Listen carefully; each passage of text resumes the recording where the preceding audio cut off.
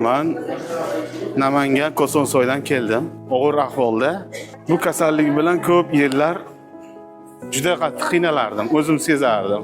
Azobda o'tishim yetarli bo'ldi, keldim. Mana bir kunda xalos bo'ldim. Doktorlarga rahmat. Bitta kelguncha davolanasiz. Betga kelguncha bir 5-6 marta davoladim. Har 5-6 martada 5 milliondan bir 30 million pul ketdi. Natija yo'q.